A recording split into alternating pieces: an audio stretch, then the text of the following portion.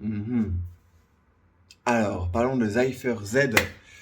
Vu au théâtre Montfort, il y a à peu près 1 heure. Mis en scène par Louis Arène de la compagnie de théâtre Nostrum. Et c'est l'histoire de Cypher qui travaille pour un institut de sondage. Et il a le boulot assez ingrat de scribe. Mais surtout, le plus important, c'est que c'est dans une société futuriste, une dystopie, où toutes les espèces sont mélangées. Et donc on a des éléphants, on a des souris, on a des chats qui sont représentés sous la forme de masques. Et Cypher, avec un autre partenaire, représente presque les derniers représentants de l'espèce humaine et qui sont pas vraiment considérés d'ailleurs. À un moment donné, Cypher va avoir une sorte de maladie qui va naître dans son dos, et de cette maladie va éclore un autre être humain qui est son double, qui est lui-même, mais d'un autre caractère, d'une autre personnalité, un peu plus forte, un peu plus engagée. Cypher, lui, c'est quelqu'un de très timide, de très renfermé, qui a du mal à s'imposer, mais son double va au contraire séduire un peu la directrice de l'institut de sondage et la pousser à candidater, parce que oui, je ne l'ai pas précisé, mais c'est un institut de sondage pour les élections présidentielles. C'est plutôt approprié en ce moment. Et donc, la directrice de l'institut de sondage va, par l'intermédiaire et l'influence de ce double de Cypher, qui s'appelle Z, va candidater pour devenir présidente. Forcément, il y a une tension qui va naître entre Cypher et son double. Z va lui piquer ses idées, notamment l'histoire d'un protocole qu'il avait élaboré pour rétablir l'égalité entre les espèces, et aussi parce que Z, c'est quelqu'un de très ambitieux qui va aller jusqu'à tuer la directrice de campagne pour prendre sa place et devenir président. Et de son côté, Cypher, lui, il va avoir une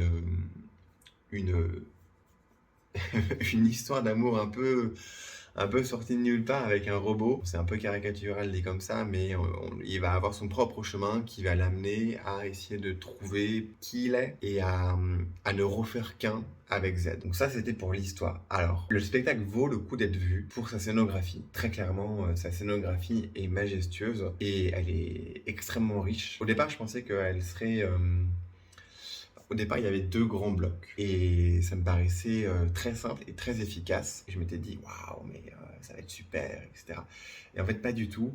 C'est super, mais c'est très fourni. Il y a beaucoup de choses dans le son, dans les lumières, dans les textures, dans les objets, dans les masques. Il y a vraiment une panoplie qui amène une grande variété au plateau. En fait, il y a un côté qu'on voit assez rarement au théâtre et qui est pas mal réussi, même très bien réussi, c'est le côté science-fiction. C'est rare d'avoir une pièce de théâtre qui traite le sujet de la science-fiction. Et donc on retrouve aussi à un moment donné, il y a toute une scène avec des robots au plateau. Et alors ça, mais c'est grandiose, c'est hallucinant ce qu'ils arrivent à faire et à produire. C'est très drôle.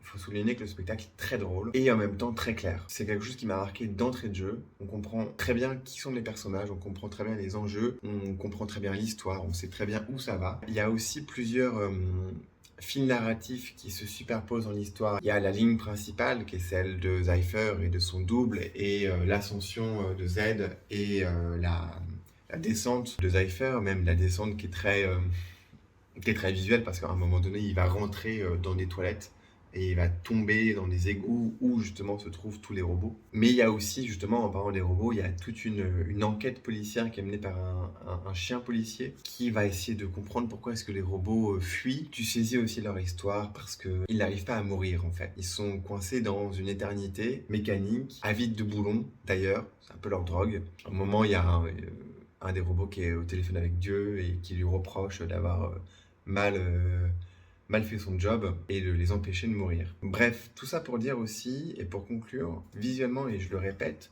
le spectacle vaut vraiment le coup. Là où il pourrait pêcher un petit peu, c'est sur son rythme. Il y a le parti pris, à un moment donné, de presque couper le spectacle en deux, on pourrait dire ça comme ça, puisque à un moment donné, Cypher va tenter de récupérer son double, donc de récupérer Z, et de ne faire plus qu'un. Et alors là, on rentre dans une autre esthétique. On passe d'un quelque chose de très rythmé à quelque chose de bien plus poétique, bien plus lent, et ça tranche beaucoup avec le reste du spectacle, puisqu'on sort entièrement en fait de la narration.